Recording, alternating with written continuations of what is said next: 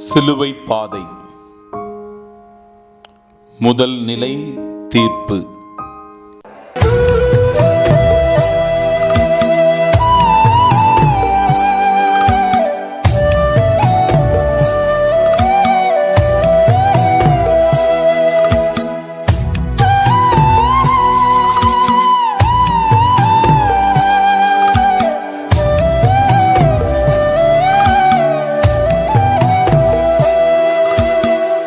இயேசுவே உம் வல்லமை எனக்கு தாரும், வலுவற்று போகும்போது எனக்கு உதவும்.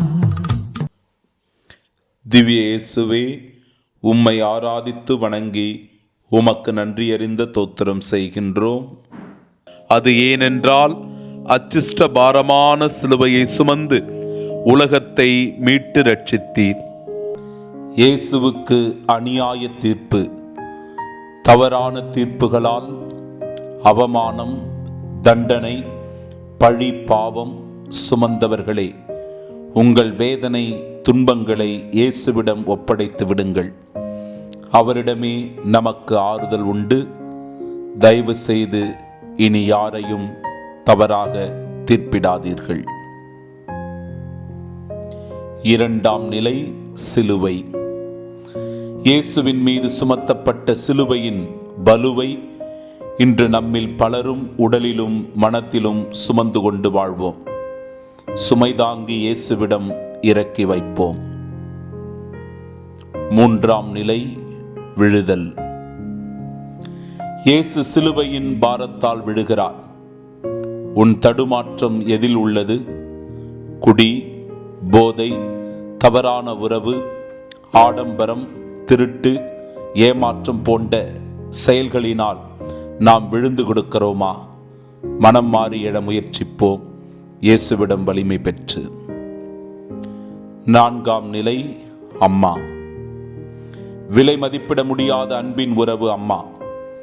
அம்மாவின் அன்பும் அரவணைப்பும் ஒரு குழந்தைக்கு முழுமையாக கிடைத்துவிட்டால் அந்த குழந்தைக்கு வாழ்க்கை எதிர்கொள்ளும் பலம் வந்துவிடும், இயேசுவை போல.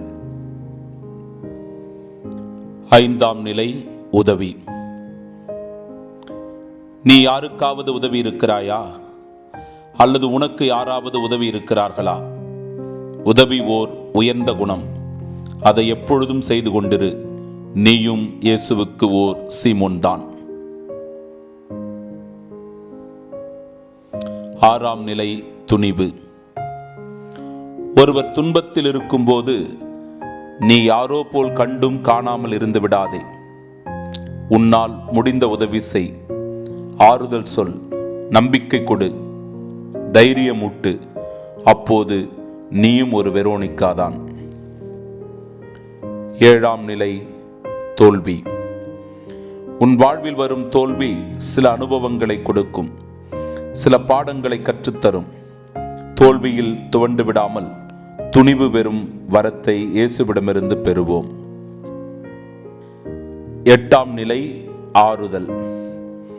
சில நேரங்களில் சாய்ந்து கொள்ள ஆறுதல் தரும் தோள்கள் தேவைப்படும். அப்படிப்பட்ட ஒருவர் நமக்கு கிடைத்தால் நாமும் அதிர்ஷ்டசாலிகள்தான், எருசலேம் மகளிரைப் போல. ஒன்பதாம் நிலை பலவீனம். எல்லா மனிதரிடத்திலும் பலவீனங்கள் உண்டு. உன் பலவீனம் என்ன என்று தெரிந்தால்தான் உன் பலத்தால் எழ முடியும்.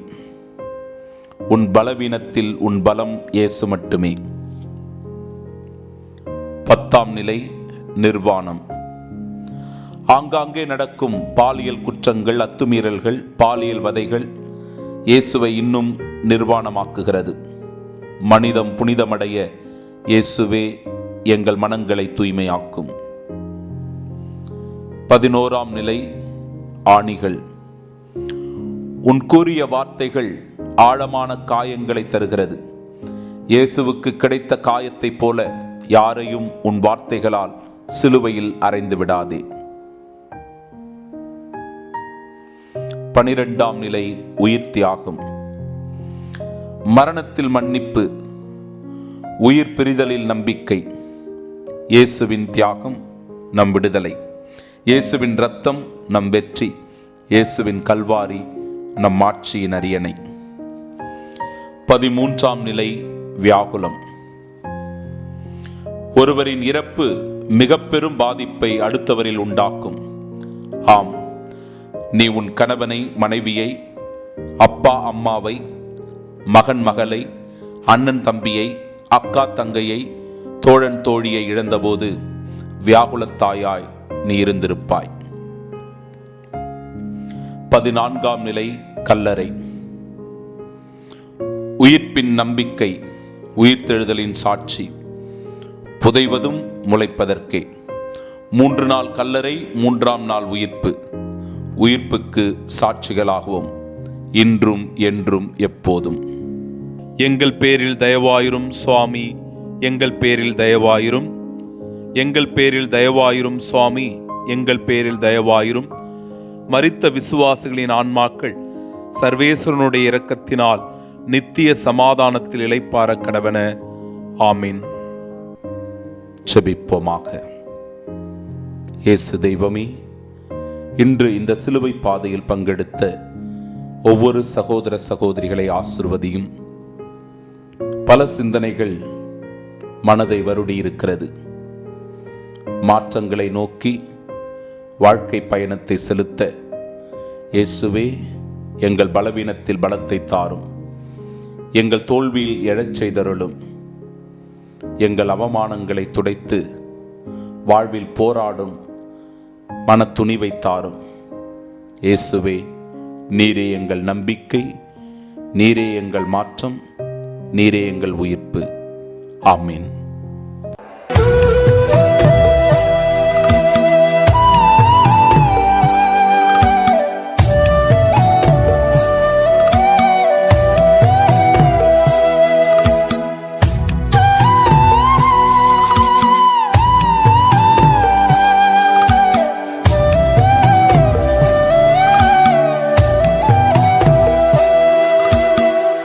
இயேசுவே உம் வல்லமை எனக்கு தாரும், வலுவற்று போகும்போது எனக்கு உதவும்.